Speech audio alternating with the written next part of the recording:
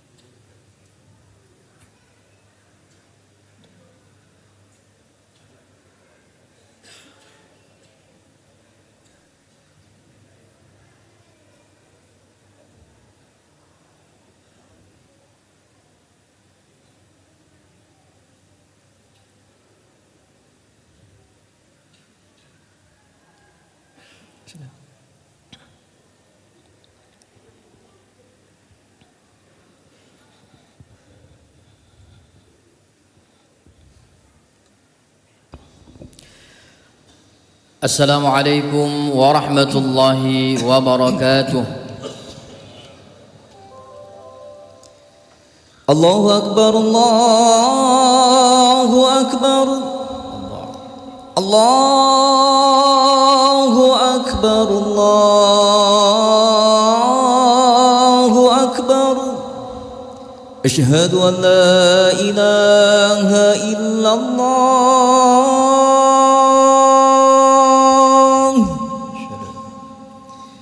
أشهد أن لا إله إلا الله.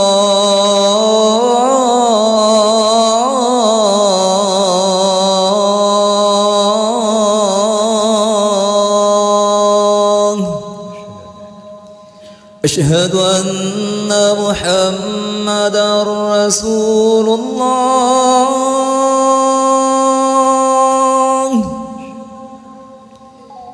أشهد أن محمدا رسول الله.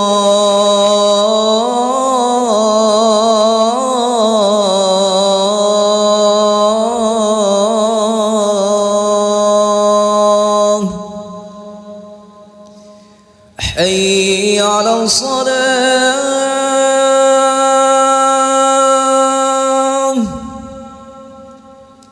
حي على الصلاة،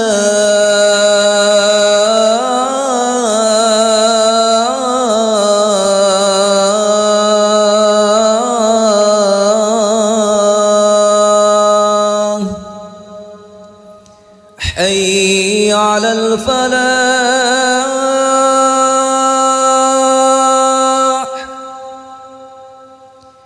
حي على الفلاح.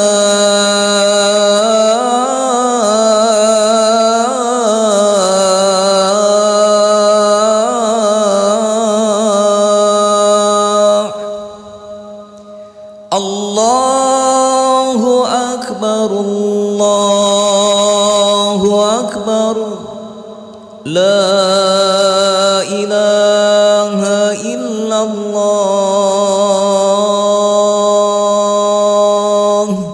لا إله إلا الله.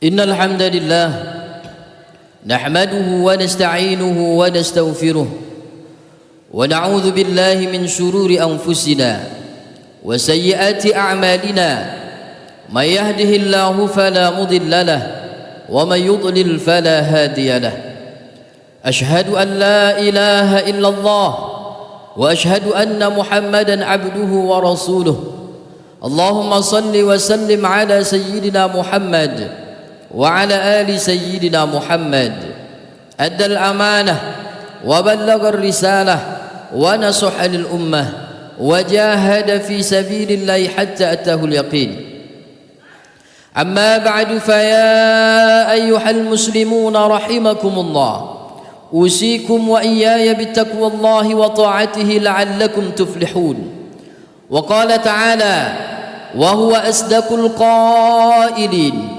أعوذ بالله من الشيطان الرجيم بسم الله الرحمن الرحيم يا أيها الذين آمنوا اتقوا الله حق تقاته ولا تموتن إلا وأنتم مسلمون صدق الله العظيم.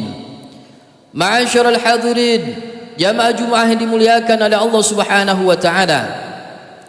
Mari sama-sama selalu dan senantiasa kita meningkatkan ketakwaan kita kepada Allah Subhanahu wa taala. Takwa dalam arti yang sebenar-benar takwa, dengan menjalankan segala macam bentuk perintah Allah dan menjauhi segala macam bentuk larangannya. Kemudian salawat dan salam mari sama-sama kita haturkan, kita limpahkan dan hadiahkan kepada junjungan kita, pemimpin kita Nabi besar Muhammad sallallahu alaihi wa alihi wasallam, juga kepada keluarga, sahabat serta pengikutnya hingga akhir zaman. Amin ya rabbal alamin. Ma'asyiral hadirin, jamaah Jumat yang dimuliakan oleh Allah Subhanahu wa taala. Baginda Rasul Muhammad sallallahu alaihi wa alihi wasallam pernah bersabda, la yu'minu ahadukum hatta yuhibba li akhihi ma yuhibbu li nafsihi.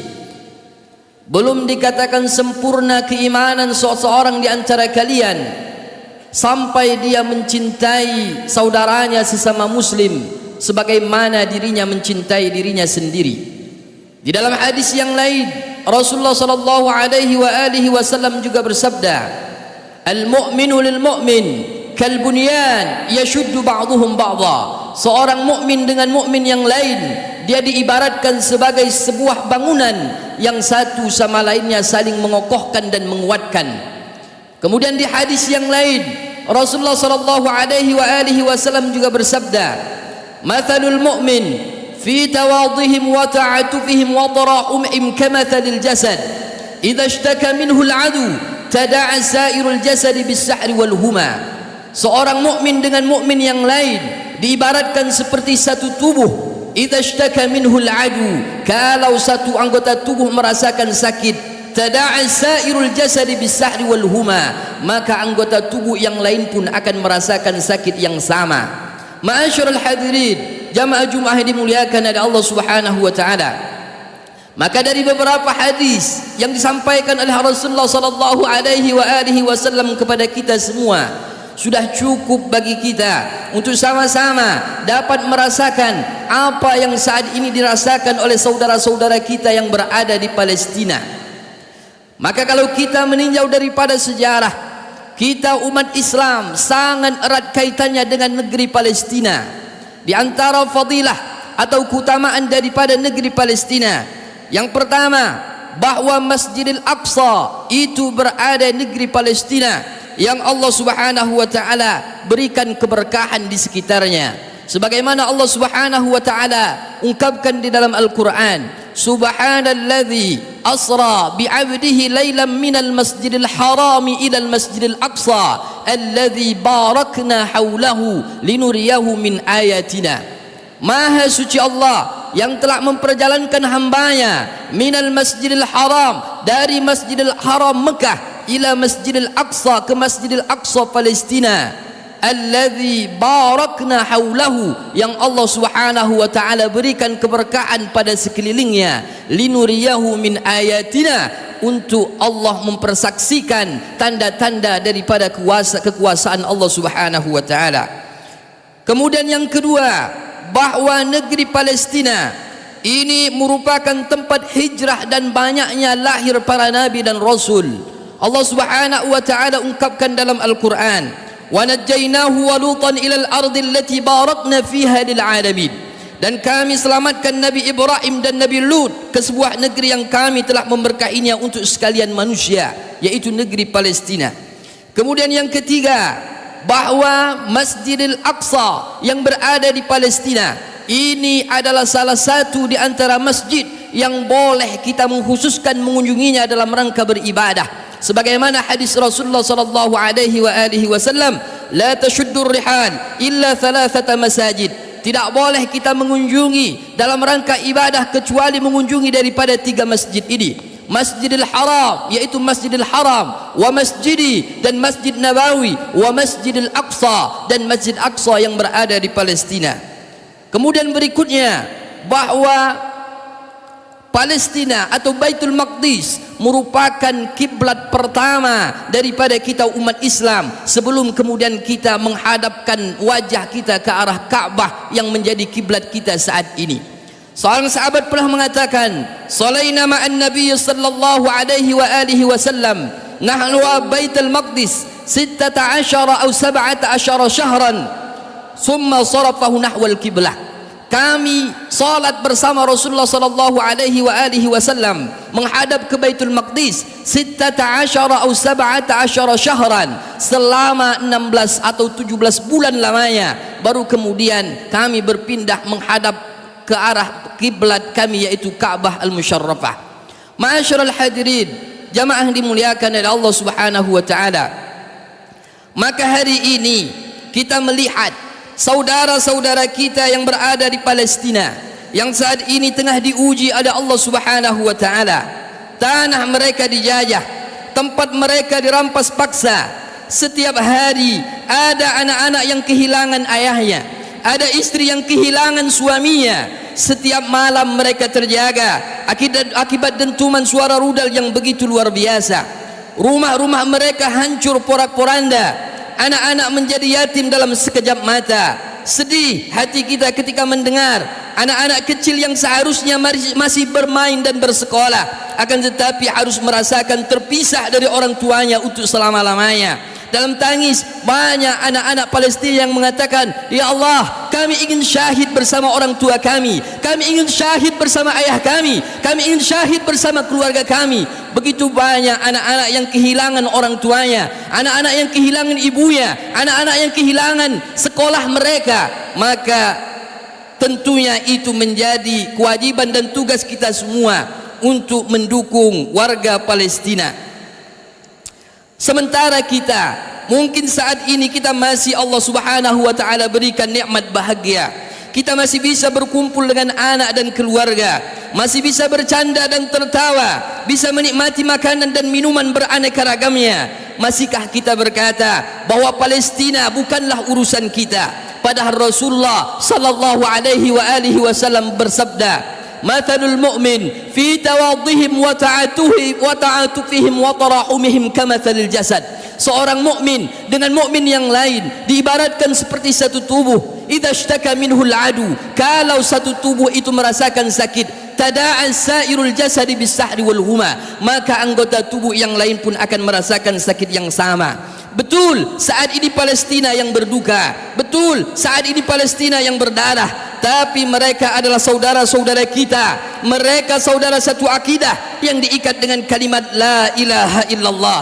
Banyak cara kita untuk membantu mereka dengan harta, atau paling tidak kita bantu mereka dengan doa. Selipkan doa terbaik kita di setiap selesai solat kita untuk saudara-saudara kita yang berada di Palestina, agar Allah Subhanahu wa taala berikan kekuatan kepada mereka, agar Allah Subhanahu wa taala berikan kesabaran kepada mereka, dan tentunya agar Allah Subhanahu wa taala segera memberikan kemenangan kepada mereka. Nasrum minallah wa fathun qarib. Mudah-mudahan kemenangan akan segera berada dan memihak daripada saudara-saudara kita yang berada di Palestina. Ma'asyiral hadirin, jamaah Jumat dimuliakan oleh Allah Subhanahu wa taala. Maka apapun yang bisa kita lakukan untuk saudara-saudara kita yang berada di Palestina, maka lakukanlah. Mungkin bagi kita itu adalah hal perkara yang kecil, tapi bisa jadi itu adalah sesuatu yang berarti bagi mereka. Mungkin bantuan kita menurut kita tak seberapa, tapi justru itu adalah sesuatu yang paling berharga dan ditunggu-tunggu oleh mereka. Sebagaimana kita diingatkan dengan sebuah kisah ketika Nabi Ibrahim alaihi salam hendak dibakar oleh Raja Namrud. Ada kisah seekor burung, kemudian burung ini dia turun, kemudian dia ambil air yang sedikit dengan paruhnya, kemudian dia terbang ke atas api yang membara sampai kemudian dia tak rasakan lagi hangat udara panas pada saat itu. Maka kemudian setelah dia rasa tak ada lagi udara yang panas, kemudian dia lepaskan air dari paruhnya yang kecil itu. Saat itu banyak teman-temannya yang mencibir, apa yang engkau lakukan?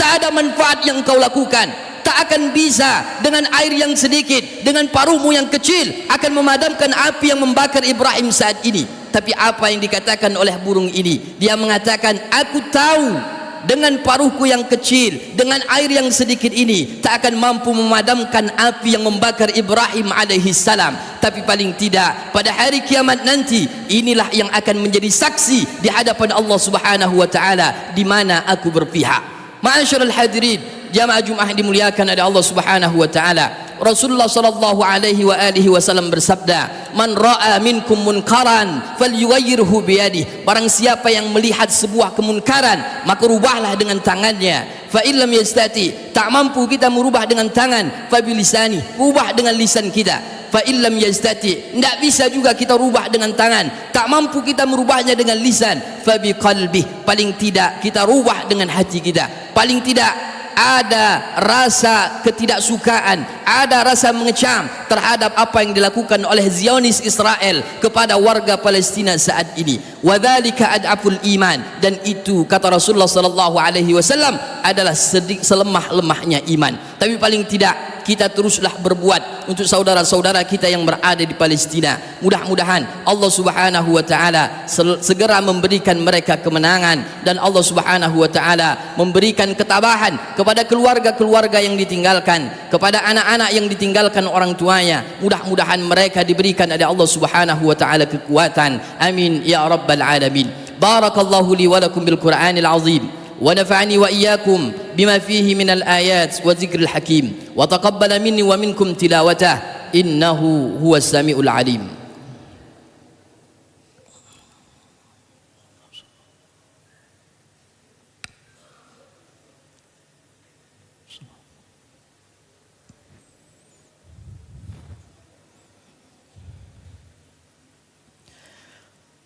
الحمد لله، الحمد لله البر الرؤوف الجواد الذي جلت نعمه عن الإحصاء بالإعداد، المان باللطف والإرشاد، الهادي إلى سبيل الرشاد، الموفق للتفقه في الدين للعباد. وأصلي وأسلم على سيدنا محمد الأطهار وعلى آله وأصحابه الأخيار وسلم تسليما كثيرا. أما بعد، فيا أيها الناس اتقوا الله، اتقوا الله، اتقوا الله حق تقاته ولا تموتن إلا وأنتم مسلمون. وارض اللهم عن جميع الصحابة والقرابة لرسول الله صلى الله عليه وسلم، ونخص خصوصا لخليفتنا أبي بكر وعمر وعثمان وعلي رضي الله عنهم أجمعين. آمين يا رب العالمين. اللهم اغفر للمؤمنين والمؤمنات والمسلمين والمسلمات الأحياء منهم والأموات. اللهم انصر الإسلام والمسلمين وانصر من نصر الدين. اللهم انصر الإسلام والمسلمين والمجاهدين في فلسطين وفي كل مكان. اللهم أهلك الكفرة والمبتدعة والمشركين ودمر أعداءك أعداء الدين ومزق جمعهم وزلزل أقدامهم ولا تسلطهم علينا برحمتك يا أرحم الراحمين. والحمد لله رب العالمين. عباد الله، إن الله يأمر بالعدل والإحسان وإيتاء ذي القربى وينهى عن الفحشاء والمنكر والبغي يعظكم لعلكم تذكرون فاستغفروه إنه هو الغفور الرحيم. والله يعلم الدرس وأقم الصلاة. الله أكبر الله أكبر. أشهد أن لا إله إلا الله. أشهد أن محمد رسول الله. حي على الصلاة حي على الفلاح. قد قامت الصلاة قد قامت الصلاة. الله أكبر الله أكبر. لا إله إلا الله. لا إله إلا الله محمد رسول الله صلى الله عليه وسلم. أقامها الله وأدامها وجعلنا من عبادك الصالحين. سووا صفوفكم فإن تسوية الصفوف من تمام الصلاة. استووا للصلاة رحمكم الله. استووا للصلاة أثابكم الله. أعوذ بالله من الشيطان.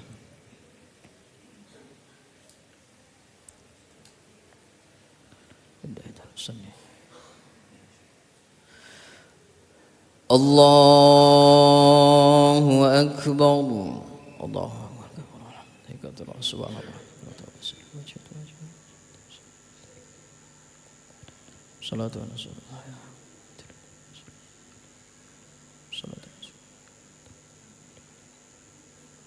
أعوذ بالله من الشيطان الرجيم. بسم الله الرحمن الرحيم. الحمد لله رب العالمين. الرحمن الرحيم. مالك يوم الدين. إياك نعبد وإياك نستعين. اهدنا الصراط المستقيم صراط الذين أنعمت عليهم غير المغضوب عليهم ولا الضالين.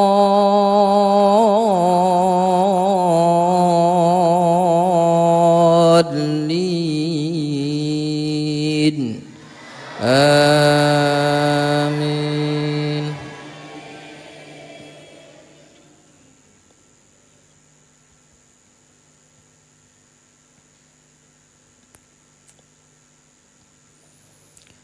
بسم الله الرحمن الرحيم. سبح اسم ربك الأعلى الذي خلق فسوى والذي قدر فهدى والذي أخرج المرعى فجعله غثاء أحوى. سنقرئك فلا تنسى إلا ما شاء الله إنه يعلم الجهر وما يخفى ونيسرك لليسرى فذكر إن نفعت الذكرى.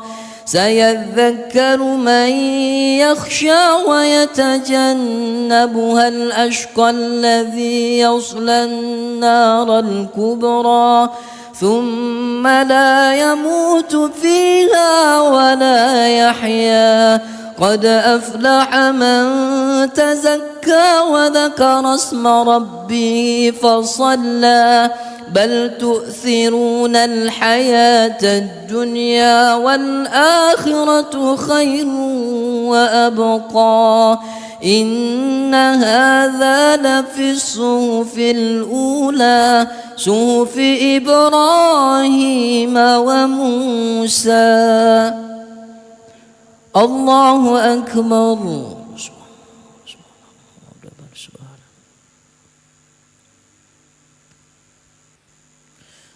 سمع الله لمن حمده. الله أكبر.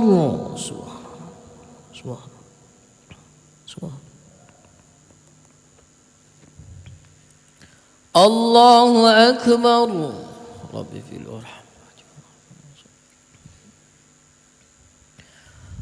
الله أكبر.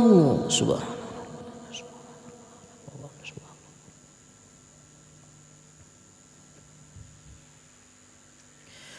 الله أكبر.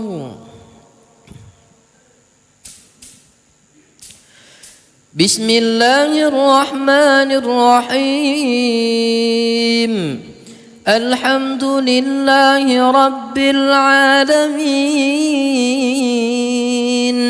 الرحمن الرحيم مالك يوم الدين إياك نعبد وإياك نستعين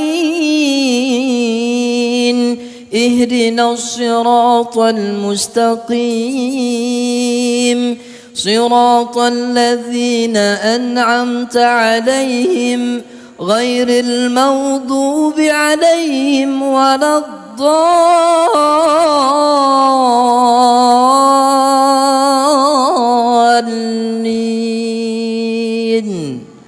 آمين.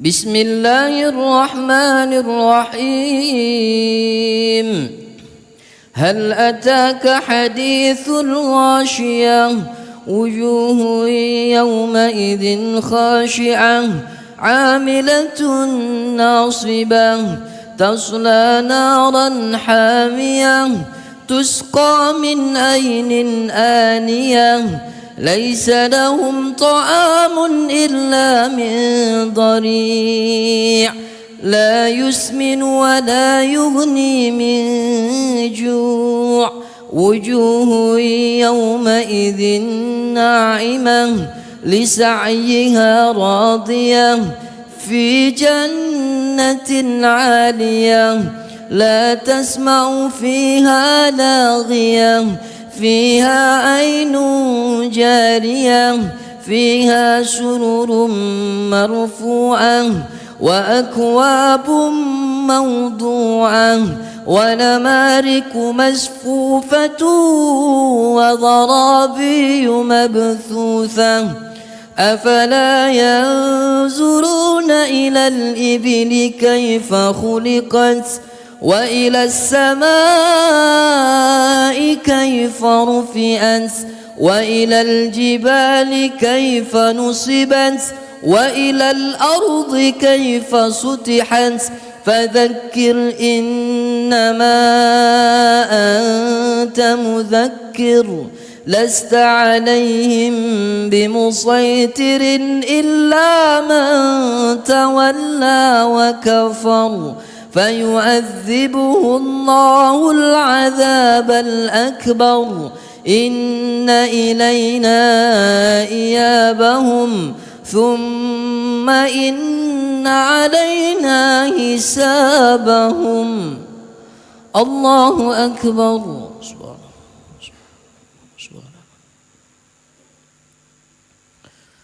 سمع الله لمن حمده ربنا ولك الحمد. الله أكبر. سبحان الله.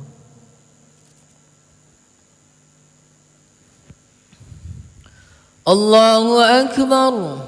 ربي في نور. الله أكبر.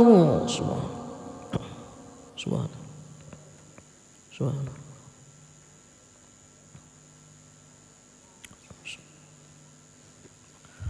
الله أكبر. التحيات المباركة الصلاة الطيبة. السلام عليك أيها النبي ورحمة الله وبركاته. السلام عليكم ورحمة الله. أشهد أن لا إله إلا الله وأشهد أن محمدا رسول الله. اللهم صل على سيدنا وبارك على وعلى في العالمين. اللهم إني